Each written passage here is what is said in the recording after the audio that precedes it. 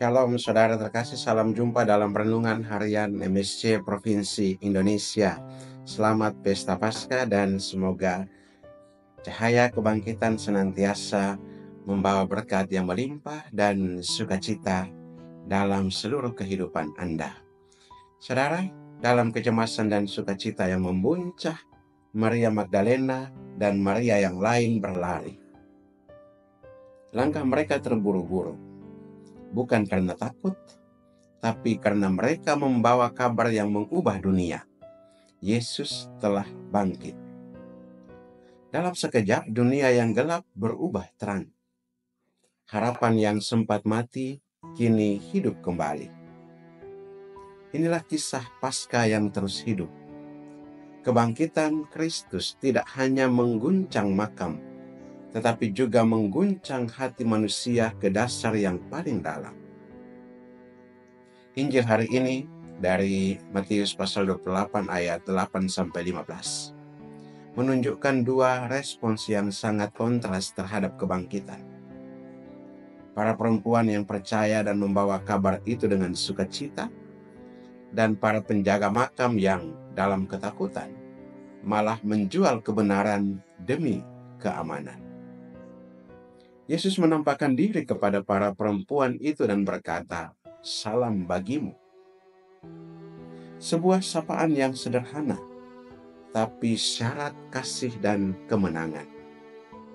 Mereka menyembahnya, mereka tahu ini bukan hanya gurunya, tapi Tuhan yang hidup. Sementara itu para penjaga yang menjadi saksi langsung justru memilih untuk ikut menyebarkan dusta yang dibayar oleh imam-imam kepala. Kebenaran yang hidup dikubur kembali oleh rasa takut dan kepentingan duniawi. Namun, kebangkitan tidak bisa dihentikan. Seperti yang dikatakan Santo Yohanes Chrysostomus dalam homilia tentang Injil Matius, tidak ada yang lebih kuat dari kebenaran. Bahkan ketika kamu menindasnya, ia bangkit lebih tinggi. Tidak ada yang lebih kuat dari kebenaran. Bahkan ketika kamu menindasnya, ia bangkit lebih tinggi.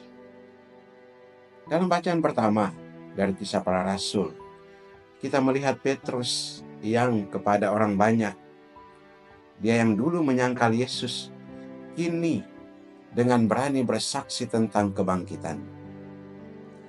Ia berseru kepada orang banyak bahwa Yesus yang disalibkan telah dibangkitkan oleh Allah.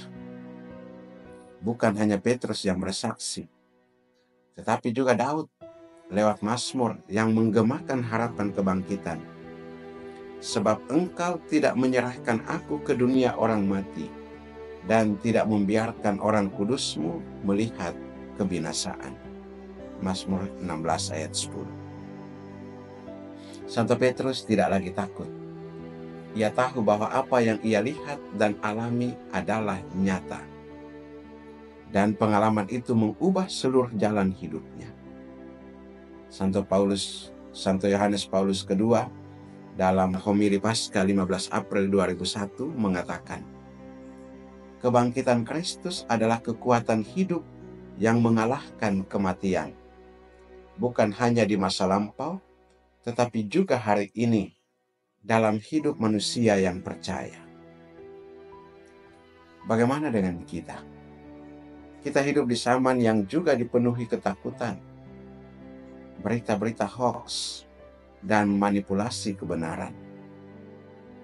Tapi dalam terang Paskah, kita dipanggil menjadi seperti para perempuan itu, yang meski sempat takut, tetap berlari untuk memberitakan kabar sukacita. Kita pun dipanggil seperti Petrus, yang pernah jatuh tetapi bangkit dan bersaksi.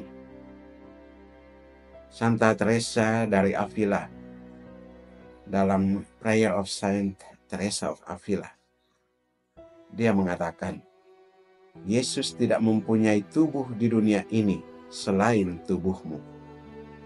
Tidak ada tangan atau kaki di bumi kecuali milikmu.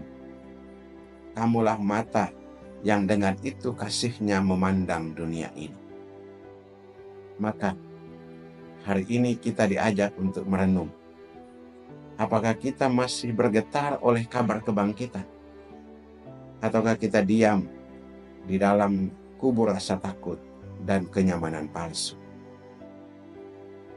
Apakah kita berani berdiri bagi kebenaran, meski dunia mencoba membelinya dengan harga yang mahal? Setiap pagi, Paskah adalah undangan untuk hidup yang baru, penuh harapan, keberanian, dan kasih. Semoga kebangkitan Paskah senantiasa memancar dalam seluruh kehidupanmu. Berkat Allah yang Maha Kuasa turun dan tinggal atasmu. Dalam nama Bapa dan Putra dan Roh Kudus. Amin.